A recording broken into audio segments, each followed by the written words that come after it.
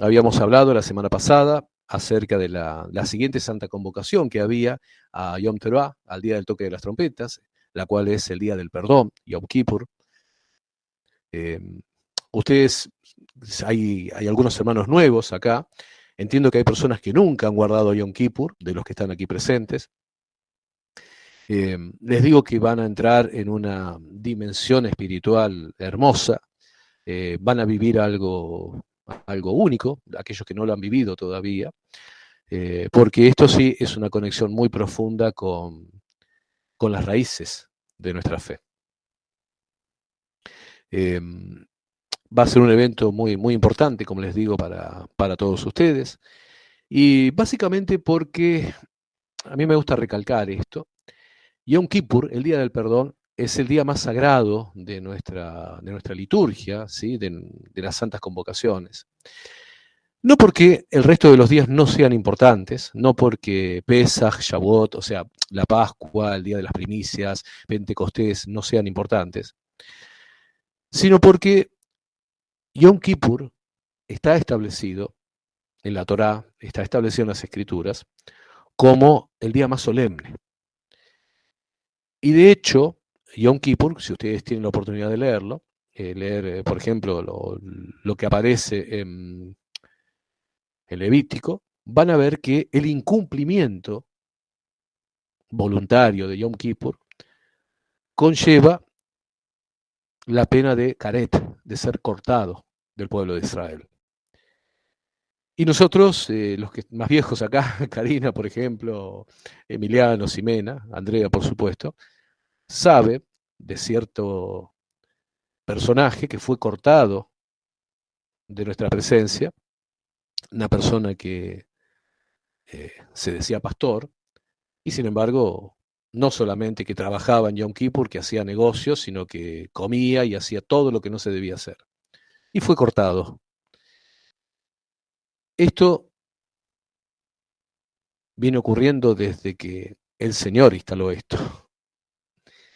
Por eso es que nosotros siempre hacemos la advertencia acerca de que en otras circunstancias, en otros momentos, hay situaciones que pueden ser salvadas, como por ejemplo aquel que está en un trabajo bajo un patrón y no puede desligarse de trabajar en un Shabbat, lo cual no es bueno, ¿sí?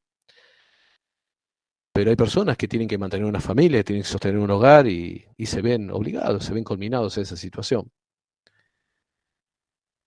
Pero en Yom Kippur no hay chance. Por eso solamente son casos muy puntuales los que se reconocen como permitidos, como por ejemplo aquella persona que esté bajo bandera, aquella persona que es de una fuerza de seguridad y no puede desligarse de esa situación, aquella persona que está atendiendo a un enfermo. Todas esas personas, digamos, son las que estarían contemplados en la posibilidad de no trabajar, de trabajar en Yom Kippur. Y digo esto para terminar cualquier clase de pregunta, para que nadie me haga una pregunta así, pero y mire, si tal persona está ahí, no, no, no, dejémonos de tonterías. Cuando alguien empieza con preguntas así, es porque está buscando la forma de evadir la responsabilidad del mandamiento. Y yo a lo largo del año puedo contemplar un montón de situaciones, pero en Yom Kippur no. Yo no voy a ser culpable de la culpa de nadie, dando a entender algo que no es correcto. En Yom Kippur no se trabaja. Tan sencillo como eso. En Yom Kippur no se tienen relaciones sexuales. Tan sencillo como eso. En Yom Kippur no se comercia. Tan sencillo como eso. Y no se trabaja. Lo repito. Y lo digo para que nadie me pregunte, bueno, pero si tengo que hacer, pero si... No, no, basta de tonterías. Yo sé que ustedes no lo están haciendo, ¿verdad? Pero muchas veces, Emiliano lo sabe, Karina lo sabe, que hace años que estamos juntos, siempre aparece la pregunta que busca la excusa eh, para poder transgredir la misma del mandamiento. Esto es muy sagrado. Sepan que todo aquel que transgrede voluntariamente el mandamiento es cortado del pueblo. Y si ustedes están acá es porque han querido volver a las raíces de la fe, porque han querido volver a ser injertados en el olivo, tal cual dice la carta a los romanos, ¿verdad? Entonces, si han buscado ser injertados en el olivo, no sean cortados ahora. Bueno, hoy vamos a hablar un poquito acerca de Yom Kippur. Vamos a hablar con sencillez, ¿sí? No vamos a buscar, no vamos a dar vueltas muy grandes para todo esto, porque realmente el mandamiento es bastante sencillo, aun cuando tenga tantos cuestionamientos. Ahora, la primera cuestión que quiero que charlemos hoy, y que esto está quedando grabado, por supuesto, ¿no? La primera cuestión es que debe considerarse es la existencia de que la gran mayoría de los creyentes se ha formado bajo la idea de una falsa libertad. Me refiero a la mayoría de los creyentes protestantes, ¿sí? O sea, en esto el catolicismo es diferente, el catolicismo es más ordenado, es más, a veces, conservador, regimentado, como le quieran llamar. Pero el cristiano protestante, evangélico, pentecostal, bautista, nómbrese como quiera, por eso digo protestante en general, ¿no? Se ha formado bajo la idea de una falsa libertad, una libertad para no tener que hacer nada que implique una orden, un mandato, aun cuando provenga de parte de Dios. Generalmente el cristiano se ha formado, cristiano digo, a partir de ahora cuando diga cristiano me refiero a protestantes, ¿sí? Se ha criado considerando una atadura cualquier posible orden, aun cuando surja de las propias escrituras. Y esto no se refiere exclusivamente al contenido del llamado Antiguo Testamento, sino que las órdenes mínimas contenidas en el Nuevo Testamento también son desoídas, transitando, como digo, a través de una falsa libertad que termina infectando todo.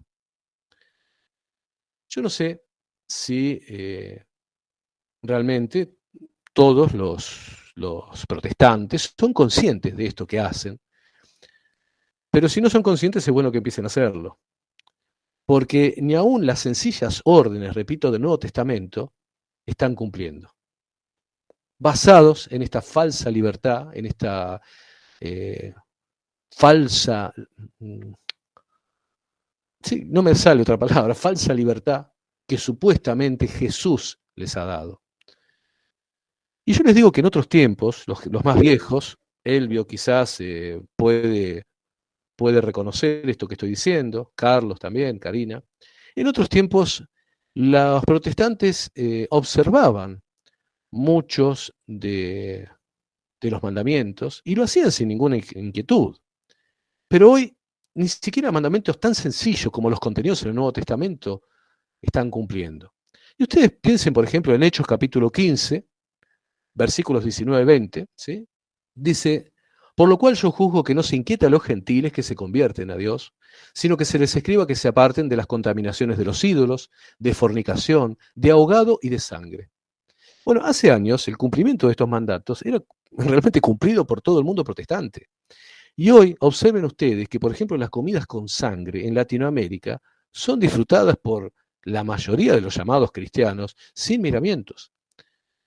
Yo les digo que 40 años atrás, los protestantes, al menos en Argentina, jamás se les hubiera ocurrido comer sangre. En Argentina, por ejemplo, hay una comida típica, acá se hace mucho asado, ¿no? Hay una comida típica que se llama morcilla, que proviene de España.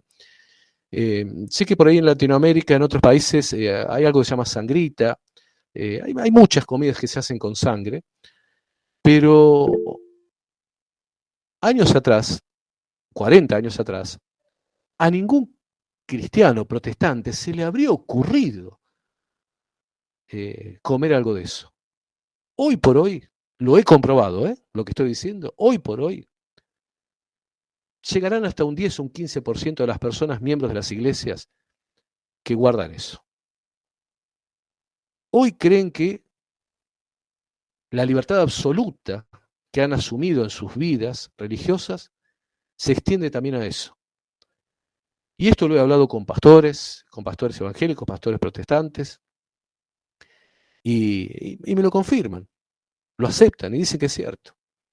Ni siquiera eso que está en el Nuevo Testamento están obedeciendo. Sencillas órdenes, sencillos mandamientos del Nuevo Testamento son desoídos por la mayoría. Y acá les di un ejemplo, porque, con la comida. Vamos a otro ejemplo, que todos lo van a aceptar también. Primera de Corintios capítulo 14, versículo 23. Dice, si pues toda la iglesia se reúne en un solo lugar y todos hablan en lenguas y entran indoctos o incrédulos, ¿no dirán que estáis locos? Versículo 28, y si no hay intérprete, calle en la iglesia y hable para sí mismo y para Dios. Bueno, esto tiene que ver con el don de lenguas. Ustedes lo saben, no hace falta que yo lo diga. Las iglesias, sobre todo las pentecostales, por ejemplo, esto no lo observan jamás. Y acá está la indicación, está dada por el apóstol. Acuérdense lo que el apóstol dice, sed imitadores de mí como yo de Cristo. O sea, hablando el apóstol es como si hablara Cristo. O sea, hablando Pablo, por inspiración de Ruach HaKodesh, del Espíritu Santo, nos está hablando el mismo Dios, utilizando la boca y utilizando la escritura de Pablo. Observen que él está diciendo que en la iglesia, si no hay un intérprete, se callen. Y sin embargo, ustedes saben el loquero que es la mayoría de las iglesias, y especialmente las iglesias pentecostales. Entonces, si estos sencillos mandamientos que están puestos acá, tan fáciles de cumplir como callarse la boca y no hablar en una lengua que nadie entiende, o el sencillo mandamiento del Nuevo Testamento de decir no comas sangre, si ni esto quieren cumplir y observar, ¿qué se puede esperar de otras cosas? Repito, esta falsa libertad, esta falsa eh, doctrina de una supuesta libertad que les ha dado Jesús, no solamente se ha transformado en desorden, sino que los ha llevado a un desorden en sus vidas que se traslada a todos los aspectos y a todas las áreas. Repito, ¿cómo es posible que el apóstol Pablo dé una indicación tan simple como esta y ni siquiera ello se ha respetado? Mezclando textos y conceptos, se ha tergiversado la libertad otorgada por el Mesías como una licencia para pecar deliberadamente. Es como si los fondos espirituales que fueron puestos en nuestro tesoro espiritual sirvan para sobornar a las escrituras, para que digan lo que el pecador desea. Y yo les digo algo, y esto lo saben la mayoría, ¿verdad? Quizás hay algunos jóvenes que no han vivido lo que es la iglesia, ¿sí? En general. Pero ¿cuántas veces escuchamos y escucho y me lo siguen diciendo de que tal persona se apartó de esa iglesia porque el pastor había tenido relaciones con una mujer del coro, o porque el hijo del pastor, que es uno de los líderes, eh, tenía relaciones con tal joven, o se sabía que el encargado de recolectar los diezmos y las ofrendas se quedaba con una parte, y tantas cosas que sabemos y que nos cuentan, y siguen funcionando, y siguen caminando, y siguen cantando alabanzas y aplaudiendo como focas. Y todo eso se sabe y se sigue haciendo y se sigue llevando adelante. Con lo cual, repito, esa libertad para pecar la han trasladado a todas las áreas de la iglesia. Y por eso también se han desbarrancado como se han desbarrancado. Por eso también la tremenda crisis que están teniendo. Esta, como digo, esta libertad para pecar, basada en una supuesta libertad que Jesús, que Yeshua les habría dado, está haciendo que se destruyan a sí mismos. Ahora, imagínense, ¿qué pasaría si yo ahora digo que es correcto robar? Tomar la prenda ajena en una forma violenta. ¿O qué ocurre si empiezo a enseñar que se pueden tener relaciones sexuales contra cualquier persona? ¿O qué dirían los que me escuchan si ahora predico que es correcto salir a tomar terrenos, campos y casas ajenas? Por supuesto que todo aquel que me escucha saltaría de su lugar y me acusaría de promover el pecado. Sin embargo, hay personas, por ejemplo lo veo en Argentina, comprometidas en grupos políticos en mi país, que en su afán de recibir las dádivas del Estado, se asocian con funcionarios que permiten el robo, el hurto de la propiedad, el tomar terrenos, el tomar propiedades públicas, y que toman fondos públicos, por ejemplo, para sus beneficios. Y hay pastores que avalan esas situaciones. Y asimismo, estos caraduras, o hipócritas, como habría dicho el Señor, nos critican por guardar la ley. Fíjense qué cosa increíble. Son parte del apoyo a gobiernos que tienen sus bolsillos llenos de hurtar lo ajeno y a nosotros nos critican por guardar la ley. Ahora, Pensemos también, por otro lado, en el gran descrédito que muchos líderes tienen. Descrédito generado, como dije, en que sus vidas privadas son conocidas por su apego al dinero, a las relaciones sexuales prohibidas y a cuanto pecado se les ocurra. Y sin embargo, tienen el descaro de arrojar a nuestras caras que ellos ya no están bajo la ley. Claro, porque han logrado la libertad para pecar. Ahora se encuentran bajo la ley del pecado que los lleva a mezclarse cada día más en la inmundicia y en el barro de la maldad. Ahora, ¿qué me dice la carta de Juan acerca de lo que es el pecado? Primera de Juan capítulo 3, versículo 4. Todo aquel que comete pecado infringe también la ley, pues el pecado es infracción de la ley. Pecado es infringir, es ir en contra, es no hacer lo que nos manda y hacer lo que se nos dice que no hagamos. O sea, repito, pecado es infringir, o sea, ir en contra. Es no hacer lo que se nos dice que tenemos que hacer y por otro lado, hacer lo que se nos dice que no hagamos. Piensen en las palabras estas del apóstol. Y es más, esto lo podemos reemplazar con algunos pecados. Primera de Juan 3:4 dice, todo aquel que comete pecado infringe también la ley, pues el pecado es infracción de la ley. O sea, todo el que asesina infringe la Torá, porque el asesinato es infracción de la Torá. ¿Y cómo sabemos esto? Porque Éxodo 20:13 dice, no asesinarás. Todo aquel que aflige a una viuda o un huérfano está infringiendo la Torá, porque afligir a una viuda es infracción de la Torá. ¿Cómo sabemos esto? Porque Éxodo 22:22 dice, a ninguna viuda ni huérfano afligiréis. Ahora, Levítico 23, versículos 26 al 32 nos dice, también habló Yahweh a Moisés diciendo, a los 10 días de este mes séptimo será el día de expiación, tendréis santa convocación y afligiréis vuestras almas y ofreceréis ofrenda encendida a Yahweh. Ningún trabajo haréis en este día, porque es día de expiación para reconciliaros delante de Yahweh vuestro Dios, porque toda persona que no se afligiere en este mismo día será cortada de su pueblo, y cualquiera persona que hiciere trabajo alguno en este día, yo destruiré a tal persona de entre su pueblo.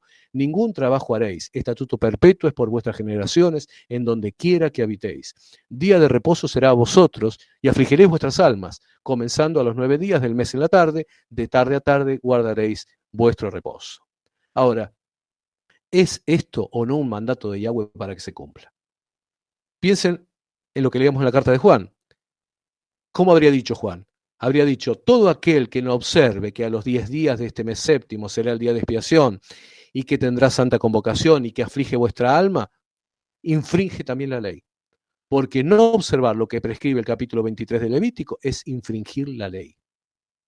Ahora, ¿cómo es posible que existiendo un mandato tan sencillo, tan claro como este, haya personas que no tengan temor de Dios? No ya ni siquiera cumplirlo, sino enseñar que no debe obedecerse la voluntad del Eterno. Ahora, ¿por qué ocurrió esto? ¿Por qué el cristianismo se extravió en esta falsa libertad? Porque al final de los tiempos sería revelado este renacer de las ovejas perdidas de la casa de Israel. Al final de los tiempos, cada uno de los que están aquí presentes, y yo, y los que están oyendo, seríamos revelados como las ovejas perdidas de la casa de Israel. Y nosotros tomamos en nuestras manos el cumplimiento de los mandamientos. ¿Y saben lo que provoca esto? Lo que nos dice la Escritura. Miren lo que dice Romanos 11, versículos 13 al 15. Porque a vosotros hablo, gentiles, por cuanto yo soy apóstol a los gentiles, honro mi ministerio, por si en alguna manera pueda provocar a celos a los de mi sangre y hacer salvos a algunos de ellos. Porque si su exclusión es la reconciliación del mundo, ¿qué será su admisión sino vida de entre los muertos? Y el versículo 25 dice, porque no quiero, hermanos, que ignoréis este misterio, para que no seáis arrogantes en cuanto a vosotros mismos, que ha acontecido a Israel endurecimiento en parte, hasta que haya entrado la plenitud de los gentiles. Voy a repetir algo, mire. Pablo dice que su actitud, la cual es la nuestra también, en alguna manera puede provocar a celos a los de la casa de Judá y hacer salvos a algunos de ellos. El hecho de que ustedes, yo, todos los que están escuchando, busquemos hacer la voluntad de Yahweh, guardemos Yom Kippur, guardemos el día de Yom Teruah, el toque de las trompetas, dentro de unos días hagamos nuestra Sukkah y hagamos actividades en la Sukkah. El hecho de que leamos la Torá y que busquemos el cumplimiento de los mandamientos es lo que va a conducir a celo precisamente a los judíos. ¿Por qué? Porque ellos no lo hacen. Fíjense qué cosa increíble. Yo les he contado muchas veces que la mayoría de la casa de Judá, entiéndase, la mayoría de los judíos, no guardan los mandamientos. Y esto es algo que sé que sorprende mucho al cristiano en general, que cree que el judío es una especie de observante de las Biblias, de que andan todos con su kipá y que van a la sinagoga y que en Shabbat no trabajan y que no comen cerdo. No, no es así, ¿eh? No es así. Les voy a contar un detalle muy sencillo. Los grandes líderes del comunismo eran judíos, todos ateos. Me refiero a Lenin, a Trotsky, a Plejánov, lo que se les ocurra. Si quieren les puedo nombrar a todos los líderes comunistas, Marx mismo. Los grandes comunistas, los grandes líderes comunistas eran todos ateos y eran judíos. Grandes líderes homosexuales también son judíos. Grandes ladrones en el mundo, millonarios ladrones en el mundo, también son judíos. El hecho de ser de la casa de Judá no implica que se trata de una persona que guarde los mandamientos, ni que cumpla a rajatabla lo que Dios dijo. Hay una pequeña proporción, una pequeña parte que sí busca cumplir los mandamientos, hay una parte de practicantes, es cierto, hay una parte que busca guardar la dieta que Dios estableció, pero la gran mayoría no. Ustedes, como digo, se sorprenderían. Se sorprenderían de ver fiestas de judíos donde se come cerdo. Se sorprenderían de ver negocios de judíos abiertos en Shabbat. Se sorprenderían de judíos comiendo en Yom Kippur. Aun cuando Yom Kippur es una de las fiestas más observadas, de las santas convocaciones más observadas.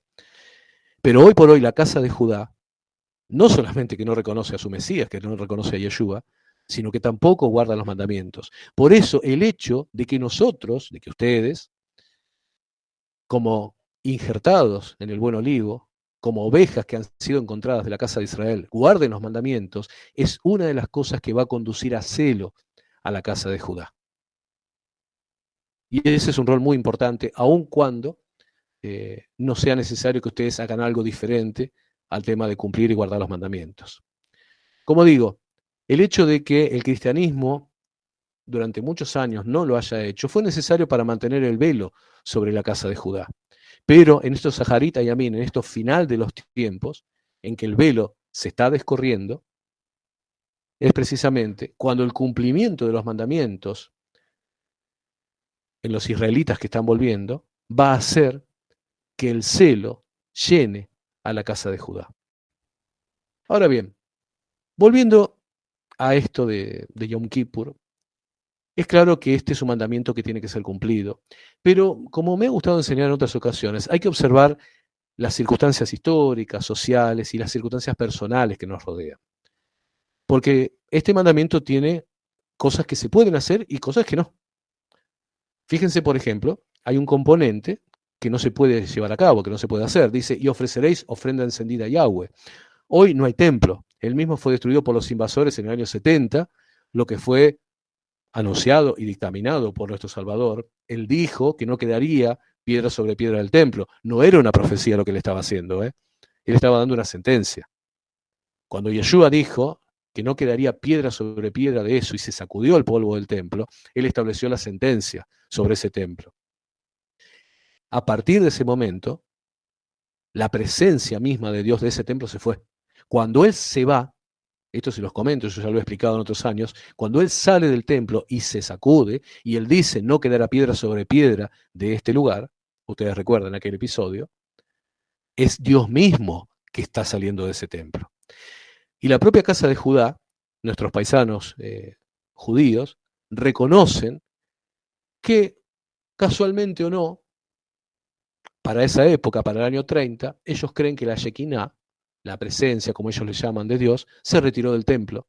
Y uno de los eventos en los cuales se comprobaba eso es que el cordón rojo con el cual se ataba las puertas del templo en Yom Kippur dejó de volverse blanco. Lo comento por si alguien no lo sabe. Una tradición era atar un cordón rojo a las puertas del templo y sobrenaturalmente, el día de Yom Kippur, ese cordón rojo se volvía blanco. Bueno, a partir del año más o menos 30, de la era común, del primer siglo, ese cordón rojo dejó de volverse blanco. Y ahí es cuando ellos reconocen que la presencia de Dios se había ido del templo. Ellos dicen que es porque habían dejado el amor. Yo les digo porque habían rechazado a Yeshua. Cuando Yeshua deja el templo y dice que no quedaría piedra sobre piedra de ese lugar, es el mismo Dios el que se retiró de ese lugar. Entonces, como les digo, esto de ofrecer ofrenda encendida a Yahweh, que dice Levítico 23, por supuesto que no corresponde, no tenemos templo. ¿Qué dice después? Dice que habría santa convocación. Bueno, esto se puede realizar. Los hermanos que tengan una congregación donde reunirse, lo pueden hacer para hacer oraciones, estar juntos, apoyarse mutuamente, no para festejar, ¿sí? No es un día para estar bailando, ni para hacer festejo, ni poner música alegre, pero sí es para un día en el cual se pueden juntar, pueden orar, pueden estar juntos y hablar acerca de Yom Kippur. Pero algo que quiero aclarar, si no tienen con quién congregarse, no importa. El latiguillo de utilizar Hebreos 10, 24, 25, ¿sí? No dejando de congregarnos como algunos tienen por costumbre, no significa que nos tenemos que congregar en cualquier lugar. Si no tenemos hermanos para congregarnos, si no tenemos un lugar con un mismo sentir, nos quedamos en nuestra casa, tan sencillo como eso. También el capítulo 23 de Levítico habla de afligir las almas. No voy a hacer ahora lingüística, ya he escrito sobre esto. Simplemente les aclaro que esto significa ayunar. Durante Yom Kippur no hay que comer ni beber. Pero, como les dije, los mandamientos deben ser observados de acuerdo también a las cuestiones personales, a las condiciones personales. Si se trata de una persona que es menor de edad, o tiene una condición física que le impide ayunar, o tiene que tomar, por ejemplo, medicamentos, esta parte del mandamiento no la tiene que cumplir. Quien no tenga las condiciones físicas adecuadas no debe cumplir con esto. Todo mandamiento, y entiéndase, todo mandamiento cae ante la vida. Repito, todo mandamiento, y ahora vamos a ver la excepción, cae ante la vida. O sea, si la vida está en peligro, este mandamiento se infringe. Si la persona no tiene las condiciones físicas, como por ejemplo siendo un niño, siendo un adulto mayor, un anciano, siendo una persona que toma medicamentos, siendo una persona que está en tratamiento, si está en cualquiera de esas circunstancias, no tiene que ayunar. Ahora, si está en las condiciones físicas adecuadas, sí tiene que ayunar. Y si puede hacerlo en forma completa, sin comida ni bebida, mejor.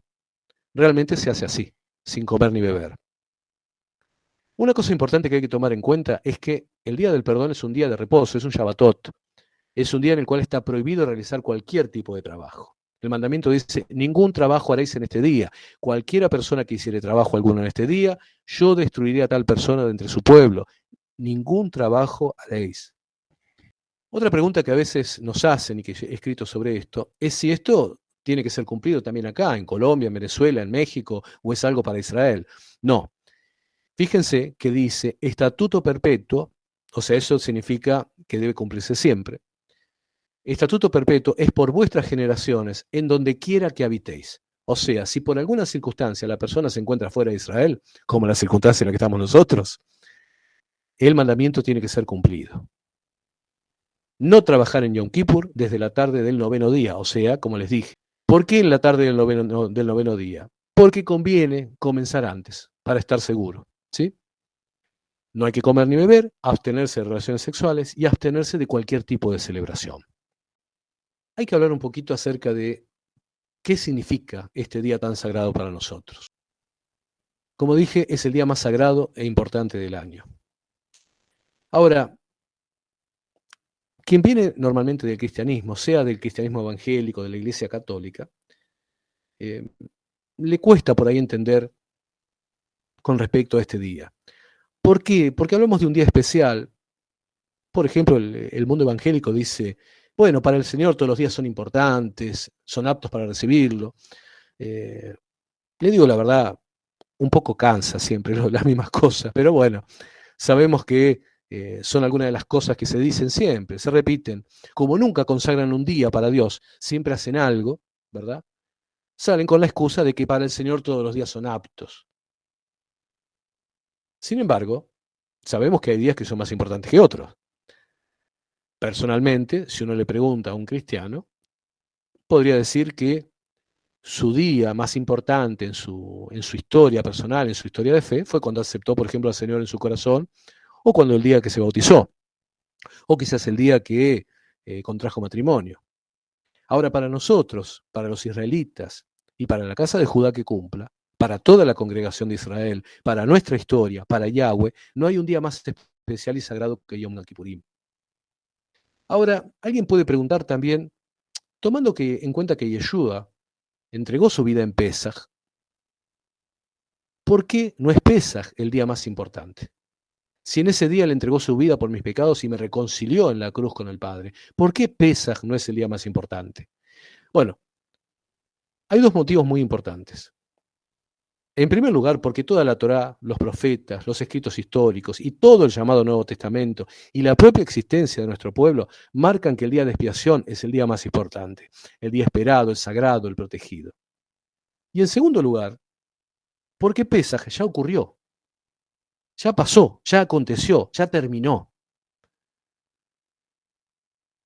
Si en algún momento podemos acercarnos a reconciliarnos con el Padre, obviamente que es por la fe derramada por Yeshua en Pesaj, pero eso ya pasó, ya ocurrió. Como también ocurrió Pentecostés, ya está cumplido. Ya Yeshua cumplió con Pesaj, cumplió con el Día de las Primicias, cumplió con Pentecostés. Todas esas santas convocaciones están cumplidas por el Mesías, lo cual se conoce como las fiestas de la primavera. Las llamadas fiestas del otoño todavía no han tenido cumplimiento. Todas las fiestas, las santas convocaciones, los Moedim, son sombras proféticas, son pequeñas muestras de Dios mismo obrando junto al ser humano. Pero estas, como les dije, ya ocurrieron. Ella celebró el Pesaj. Ella entregó su vida y derramó su sangre en la cruz, en Pesaj. Y él ya levantó las primicias y lo llevó con el Padre. Y ella cumplió con Shavuot, con Pentecostés. Pero el día del toque de la trompeta, en el cual resuciten los muertos y aquellos que estemos seamos transformados, todavía no ocurrió. Yom Kippur, que vamos a celebrar, es una sombra. Sukkot, el día de la semana de las tiendas, de los tabernáculos, son una sombra. Shmini Atzeret, el octavo día, es una sombra. Todavía Yeshua no las ha cumplido. Todavía no se ha dado el día de expiación de toda la humanidad. ¿Cuál es la diferencia entre ambos? Que en Pesaj, Yeshua entregó su vida para redención personal de cada uno de nosotros. Si nosotros hemos vivido en pecado, hemos estado en tinieblas, hemos estado fuera del camino de Dios, podemos recurrir a la sangre de Yeshua derramada precisamente en Pesaj. Podemos pedir que esa sangre nos limpie de todo pecado, de toda transgresión a la Torá y ser aceptados nuevamente por el Padre. Pero en Yom Kippur, cuando Él venga y lo cumpla, lo que se va a reconciliar es toda la humanidad. Y en primer lugar, la casa de Judá con la casa de Israel. Y eso todavía no ha ocurrido. Por eso, este día de expiación, este día del perdón, Yom Kippurim, esta sombra, es tan importante. Porque todavía no pasó. Porque estamos en expectativa.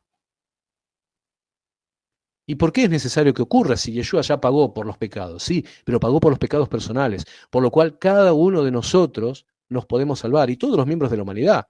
Por eso dice que pagó por lo de la casa de Israel, la casa de Judá y lo de la humanidad. Cada uno, cualquier persona, no importa si es guaraní, si es olmeca, tolteca, si es un negro del desierto del Kalahari, o un chino de Zhuangzi, o un ruso. Cualquiera puede acercarse personalmente al sacrificio de Yeshua en la cruz del Calvario. Pero el perdón para toda la humanidad, el perdón completo, la reconciliación del Padre con el mundo y la unión de la casa de Judá con la casa de Israel, aún no han ocurrido y van a ocurrir precisamente en ese día del perdón tan especial que estamos esperando.